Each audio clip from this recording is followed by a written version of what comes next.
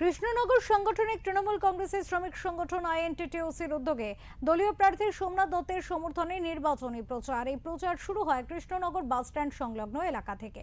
শ্রমিক সংগঠনের প্রচার মিছিলে অংশ নেন শ্রমিক সংগঠনের সমস্ত সদস্যরা। মূলত নদিয়া উত্তর বিধানসভা তৃণমূল প্রার্থী সোমনাথ দত্তের সমর্থনে এই মিছিলে অংশ নেন কৃষ্ণনগর সাংগঠনিক আইএনটিটিউসির সভাপতি জুলফিকার আলী খান সহ শ্রমিক সংগঠনের সদস্যরা।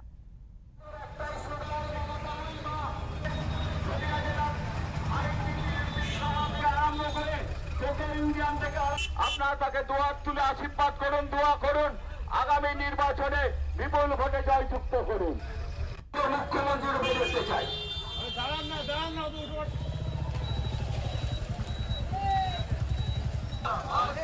তৃণমূল কংগ্রেস জিন্দাবাদ।